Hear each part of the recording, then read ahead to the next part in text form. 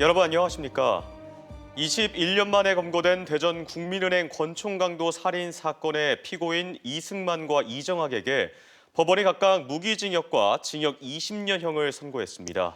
이들은 서로 상대방이 총을 쐈다며 살인 혐의를 서로에게 미루었는데 재판부는 군대에서 총을 다뤄봤던 이승만을 주범으로 판단했습니다. 보도에 김지혜 기자입니다. 대전 국민은행 권총 강도 살인 사건의 피고인 이승만과 이정학. 이들은 지난 2001년 대전 둔산동의 국민은행 지하주차장에서 40대 은행 직원을 권총으로 살해하고 현금 3억 원을 챙겨 달아났습니다. 죽고 싶은 심정밖에는 없습니다. 언젠가는 제가 지은 죄를 받을 줄 알고 있었습니다.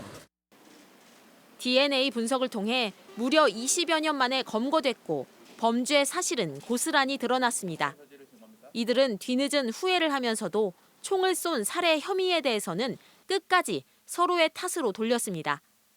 1심 재판부는 이승만에겐 무기징역에 전자발찌 20년, 이정학에겐 징역 20년에 전자발찌 10년을 명령했습니다. 재판부는 이승만이 총을 쐈다고 말하는 이정학의 진술이 더 신빙성이 있다고 판단했습니다. 범인이 정확히 권총을 잡아 피해자의 몸통 옆부분과 허벅지에 총을 쐈는데 병역을 마치지 않는 이정학과 달리 이승만은 수색부대에서 실탄 사용 경험이 풍부하다는 겁니다. 또 범행 당시 007 가방은 이승만이, 현금 수송용 가방은 이정학이 맡기로 했는데 피해자가 마지막까지 007 가방을 지키려 했던 것으로 보았을 때 이승만이 총을 쐈을 가능성이 크다고도 판단했습니다. 재판부는 이들의 죄질이 좋지 않고 유가족에게 용서받지도 못했지만 이승만과 달리 이정학은 범행에서 보조적인 역할을 했고 일관된 자백을 한 만큼 개선의 여지가 있다며 양형 이유를 설명했습니다. 한편 이승만에게 사형을, 이정학에겐 무기징역을 구형했던 검찰은 다음 주 중 항소 여부를 결정할 방침입니다. MBC 뉴스 김지혜입니다. 다음 달 8일에 열릴 제3회 전국 동시조합장 선거를 앞두고 대전과 세종 충남 선거관리위원회가 불법 선거 운동을 한 혐의로 오늘까지 14명을 고발한 것으로 나타났습니다. 적발 사례 대부분은 이 후보 예정자 측이 선거인에게 금품을 불법으로 기부한 행위이며 경쟁 상대를 향한 허위 사실을 공표해 고발된 사례도 있습니다. 이번 조합장 선거에서는 대전 16곳, 세종 9곳, 충남 158곳의 농협과 수협, 산림 조합장을 선출하며 오는 21일부터 이틀 동안 후보자 등록이 이뤄집니다. 한편 중앙선거관리위원회는 다음 달 1일부터 선거일인 8일까지 돈선거 척결 특별 단속 기간을 운영합니다.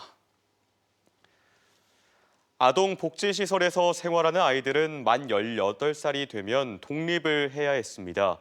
어린 나이에 강제 홀로서기라는 지적이 나오면서 지난해 6월부터는 원한다면 독립 연령이 만 24살까지 상향됐는데요. 대전에서 올해 40여 명이 시설에서 더 머물기를 원하고 있지만 준비는 아직 부족합니다. 이현정 기자의 보도입니다. 18개월부터 23살까지 34명이 생활하는 대전의 한 복지시설. 청년들을 대상으로 경제 수업이 한창입니다. 퇴소 시점을 늦춘 보호 연장을 신청한 이들입니다. 나가서 살다 보면은 월세도 내야 되고 공과금도 내야 되고 필요한 생필품도 사야 되고. 원래대로라면 3명이 퇴소 대상인데 보호 연령 연장을 원한 만 18살 청년 2명은 만 24살이 될 때까지 시설에서 더 지낼 수 있습니다. 이제 취업을 해도 여기에서 있으면서 일할 수 있으니까 좀 더 좋은 점 있지 않을까. 다만 이들을 돌볼 추가 관리 여력이 없어 공간도 인력도 지난해 그대로입니다.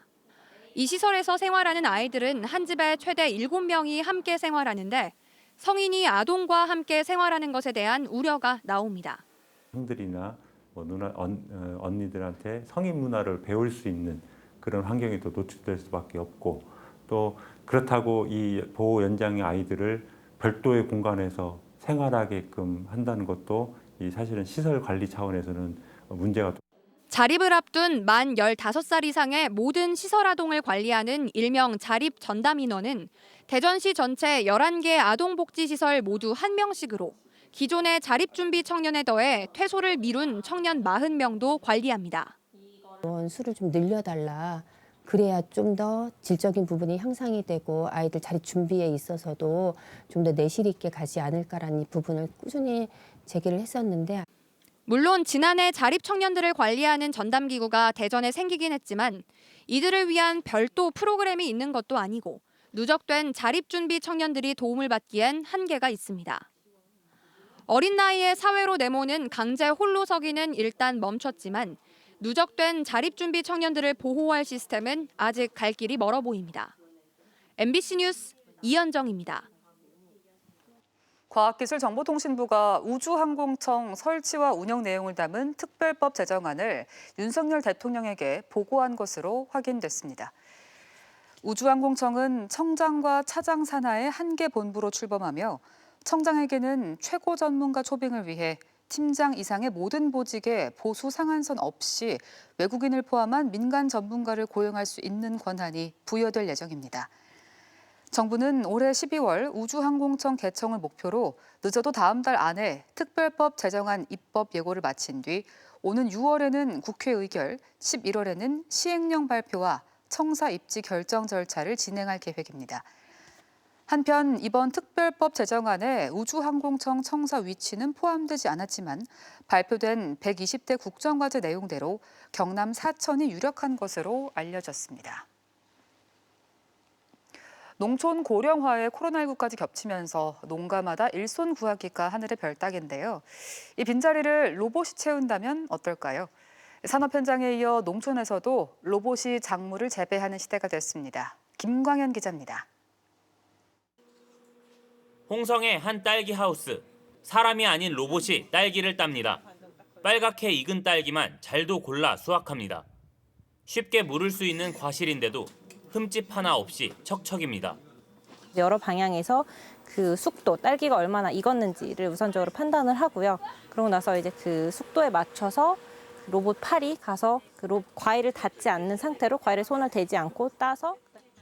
미국 스타트업이 만든 이 로봇은 품종별 특징을 학습한 인공지능을 기반으로 색과 크기, 잎의 모양을 스스로 분석합니다. 우선 농촌의 심각한 노동력 부족 문제를 해결할 대안으로 기대됩니다.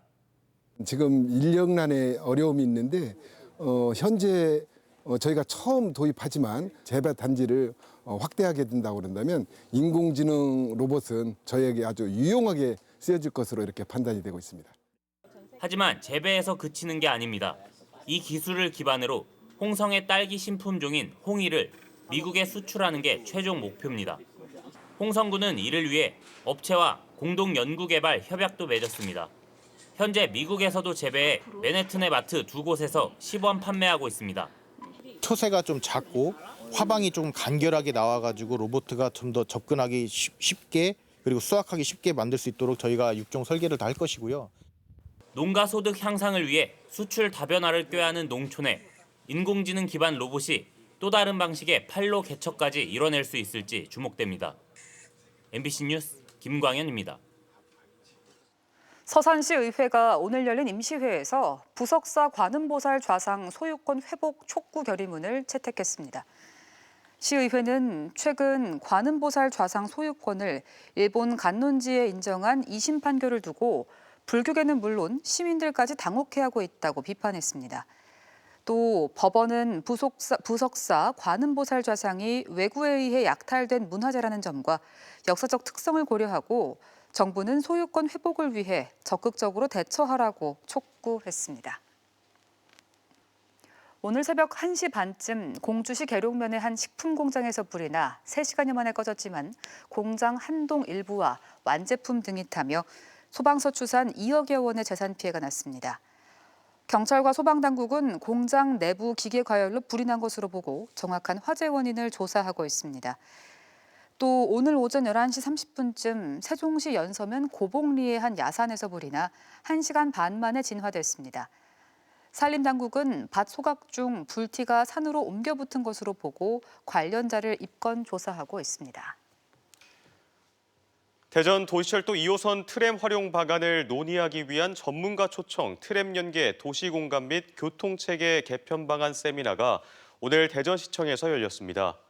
대전시청과 대한교통학회가 공동 주최한 오늘 세미나에서는 도시철도 2호선 트램을 도시발전의 기폭제로 활용하기 위해 트램과 연계한 버스 노선 조정과 보행자, 자전거 전용도로 정비가 병행돼야 한다는 지적이 나왔습니다. 대전이었습니다. 고맙습니다.